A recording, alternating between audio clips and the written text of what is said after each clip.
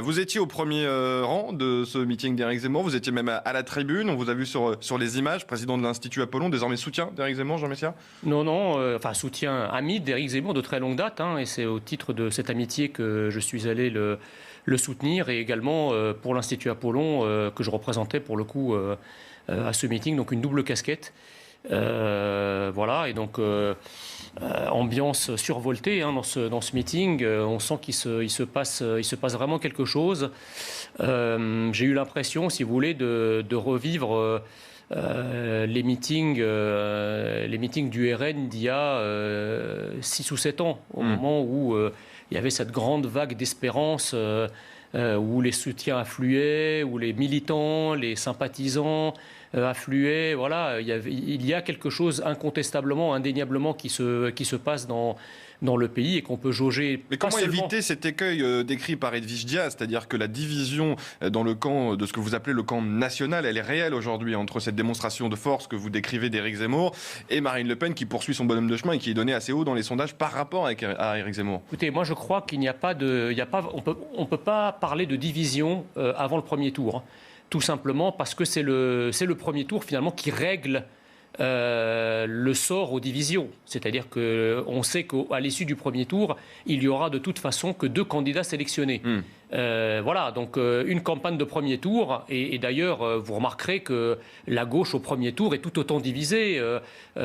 Si tant est que Macron puisse être de gauche, vous voyez très bien qu'il y a eu un rassemblement derrière Emmanuel Macron au deuxième tour, puisque même une grande partie de la France insoumise a voté pour lui. Donc nous sommes dans une campagne de premier tour, ça s'appelle la respiration démocratique.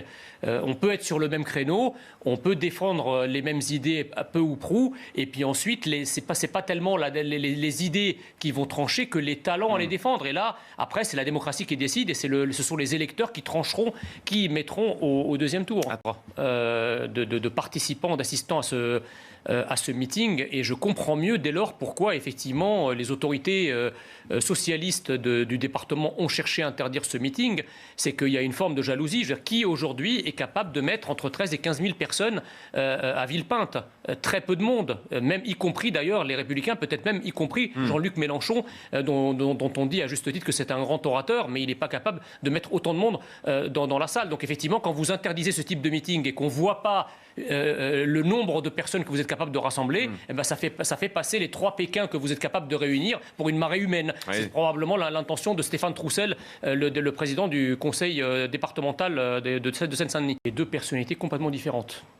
Donald Trump n'est pas un érudit, c'est pas un homme de livre, c'est pas un intellectuel à proprement parler. C'est un homme de terrain, c'est-à-dire un homme qui a hérité le premier million de son père, il l'a fait fructifier, il a été dans les affaires, il s'est fait connaître, certes, le point commun, on pourrait dire, c'est les médias, parce que Donald Trump s'est fait connaître par les médias de même que Éric Zemmour, sauf que Donald Trump, c'était dans une émission de télé-réalité, alors que Éric Zemmour, c'est plutôt dans des émissions de débat politique, de débat littéraire, de polémistes. Et dans ce qu'on a vu aujourd'hui du meeting, les propos qu'il tient à l'estrade, et ce qui se passe aussi dans la salle, quand on appelle à siffler des médias, ça c'est un côté trumpien, trumpiste, non? Écoutez, moi j'étais dans la salle, et quand j'ai regardé un petit peu les visages, parce que je les avais en face de moi, les images d'un certain nombre de journalistes accrédités, je peux vous dire qu'ils ne respiraient pas la paix et l'amour. Donc voilà, donc non, c'est vrai, je pèse mes mots, pas tous, attention. 400 journalistes accrédités, moi je suis prêt à faire une consultation anonyme des journalistes de la place française pour savoir ce qu'ils pensent d'Éric Zemmour. À mon avis, vous n'aurez pas une majorité qui le trouve sympa. Donc ça vous a échappé à personne qu'une grande partie du journalisme français est quand même à gauche et qu'il est progressiste. Et c'est pour ça qu'on parle d'ailleurs de système médiatico-politique. Voilà. Mais sur le discours, effectivement, le discours d'Éric Zemmour tranche comme celui de Donald Trump pouvait trancher. Éric Zemmour parle à la France, parle de la France. Il parle effectivement d'une France qui a été oubliée, qui a été effacée, qui a revêtu un gilet jaune pour essayer de se faire voir. On lui a envoyé les compagnies génie de police avec instruction de tirer à vue au LBD, d'une France qu'on cherche depuis une quarantaine d'années à invisibiliser. Voilà. Et donc Éric Zemmour prend, si vous voulez, la voix de cette France-là. Alors, il n'était pas le seul à le faire. Il faut quand même rendre hommage à tous les militants et les adhérents du Front National et du Rassemblement National qui ont porté ce flambeau pendant des dizaines d'années. Mais je crains que aujourd'hui, si vous voulez, le parti à la flamme voit sa flamme, sinon s'éteindre, du moins faiblir.